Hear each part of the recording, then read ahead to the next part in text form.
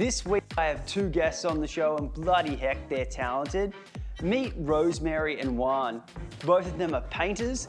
That means there's two creatives together in a relationship with the same passion. How does that go, eh? I'm excited for this one. Without further ado, let me introduce Rosemary and Juan.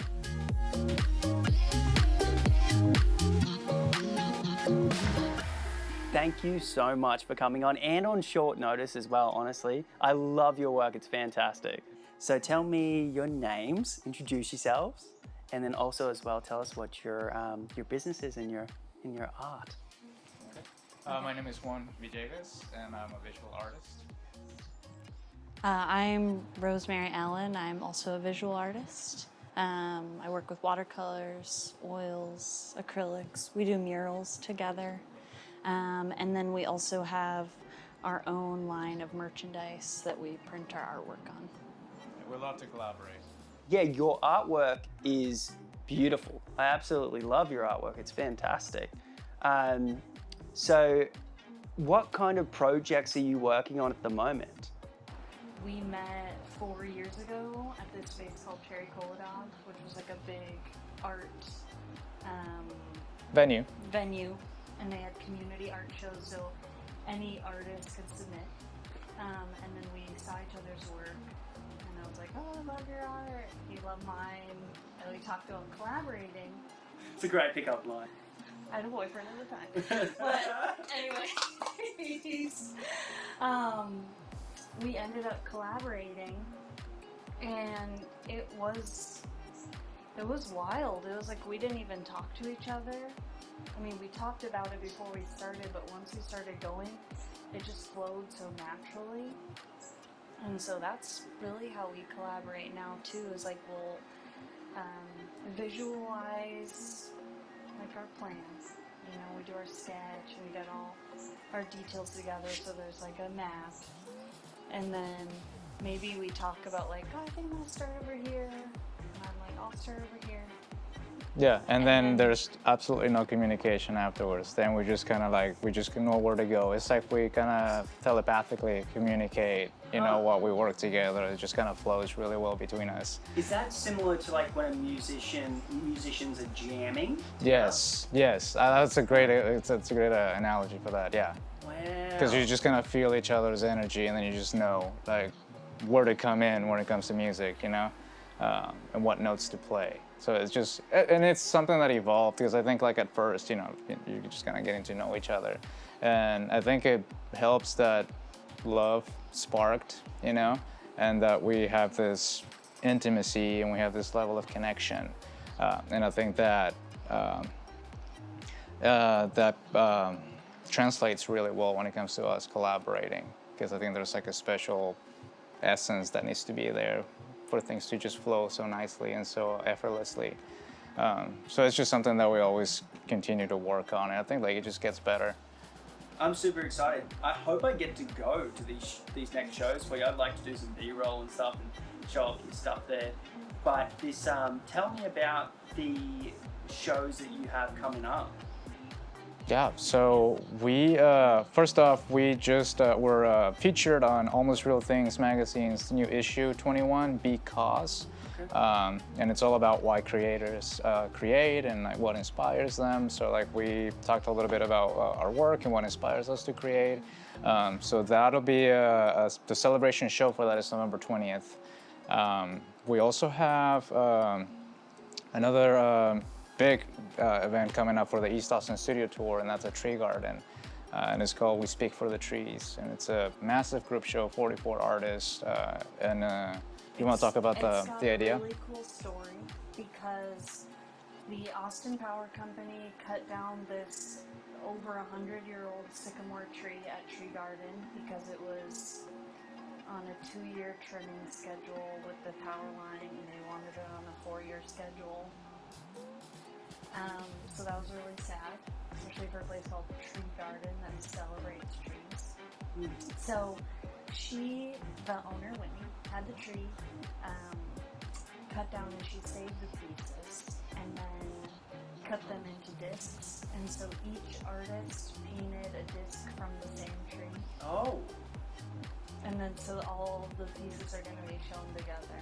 Oh, and so it's like fantastic. this celebration of, something that was sad and like transmuting it into like art and really cool. And then they're donating 10% of the proceeds of all the sales to Forest for Monarchs, which is a nonprofit in Mexico where they replant the trees where all the monarch butterflies migrate for the winter. So it's like this, it's really awesome. Yeah, so like we're honoring nature through art and education, so that the tree garden's a really cool spot for that. Because you were talking about, like, where do your influences for your art, because it's so different and unique and cool, and it's got such personality to it. Like, where does the influences come from? For me, well, I guess for both of us, it's really a lot of it is from nature. My background is I was actually a massage therapist full time for 7 years, so I spent my time helping people heal their bodies and in turn healing my own body just by learning more about it, how to care for myself.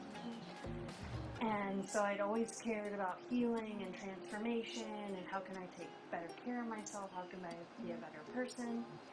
And then it was like about 5 years ago, I just had this awakening to all these animals around me. Like I started finding feathers everywhere, and I took this trip to the Grand Canyon and I really wanted to see a California condor, and literally the first stop we made, like there was a California condor, and our guide on the trip, who is out there all the time, said he had never seen one. And so I felt like it was definitely this call, like, to work more with animals, and it's easy to just look past nature, we're just kind of like, And so I wanted to learn more about the plants in my yard, the animals that I share my home with, and then what symbolism do they have, and what are they teaching us, and what can we learn from them to better ourselves. And that's so, like, that is about facing fears. What a surprise. It's not scary. Or they can be scary, but so it's like, this painting is about kind of like going through fears to come out on the other side. Because, how are we going to find our joy in life? How are we going to find the good things if we don't face fears? Yeah. How about you? For me, I went to art school, and I found that surrealism was like so captivating to me, so fascinating. I feel like it just it gave me permission to create the way that I always created since I was a kid. From fantasy, from dreams. Putting things together that that were not associated with the real world. And so I fell in love with the style because it just kind of fell naturally from how I was making art. And people like Rene Magritte and Salvador Dali were like true inspirations for me at the beginning of my career. I was going to ask that, is it Salvador Dali? Does definitely have some resemblance? And then more contemporary artists like Vladimir Kush, just like incredible surrealist painter. And so we got to see his work in Santa Fe, which is really awesome. Really. And then people like Alex Gray, with the visionary art, like super cool inspiration. They're just kind of mixing the a more mystical side of the world that we don't yet comprehend. We don't see very well, but it's our inner worlds that are so vast with with information and symbolism. So I'm really inspired by that, and I'm trying to put a little bit of that into my work. And again, highlighting nature and like its beauty and wisdom and like its teachings and like everything that we perceive in the natural world is fascinating to me. And that we're part of it. And we're part of it. We're one with nature. So that's there's this huge separation now that we're trying to like bring back, connect people back to nature and our roots. Another question that's like, this is so topic to my thing, and that's probably good, but why is there so many eyes in all of your work? Like, there's so many eyes. That's one of the biggest symbols in our work is the eye. It's like awakening, this higher consciousness, higher vision. Yeah, I feel like for me, until I had that moment, it's like feathers and all that. It felt like my eyes were closed to so many things happening around me. And so when I paint the eyes, it's like this, because the bat is also going to be made of eyes. Because it's like, it's this being with awareness. It sees us, we see it. And then it's kind of just like my prayer that we all wake up. We're all waking up to the beauty that's around us. We're all waking up like that we get to be human. It's a really cool experience. Is there influences in your artwork that comes from psychedelic experiences, and are you guys okay sharing some of that? Yeah, there's definitely an influence from a psychedelic experience. We both took psychedelics for the first time when we met. Not for the first time when we met, but like our first time together. We just met with some psychedelics. We made No. Love it. But Wait for our first collaboration. We took psychedelics, and it is mind expanding. It makes you see things in a different way, but it is by no means our source of inspiration. we are advocates for psychedelics as medicine. We were lucky enough to live paint when MAPS, Multidisciplinary Association of Psychedelic Science, came to town. Yeah. Oh, wow. And at a conference, and we were lucky enough to live paint there. Oh, it was like actual, like, real, like, that it was controlled substance.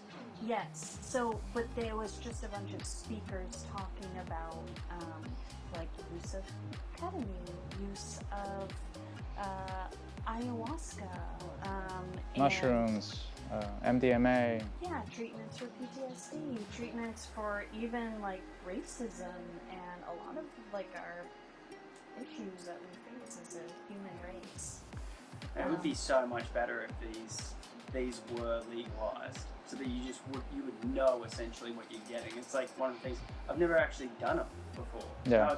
I as an artist, it would be it's extremely attractive to me to not do it in a party setting, to do it as research to expand the work outwards. Right. It's super inspiring when you see abstract artwork, and I know that it would help expand that my view and how I see things. That'd be really cool. Yeah, and education is important. Because there's a lot of people who take these plans don't really know, and we're talking about not in a ritual setting, but more like at a party, or some friend introduced them to it, and then that's when the bad stories come out.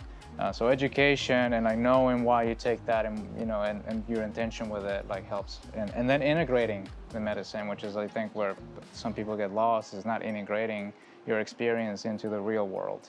But we do believe that they are tools for transformation. Yeah.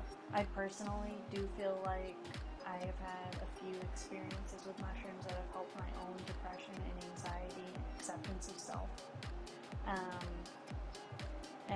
But like Juan said, is so there is maybe an undertone to that in my work of but I'm not taking mushrooms for the weekend and getting some vision, and that's not what I'm thinking. Yeah.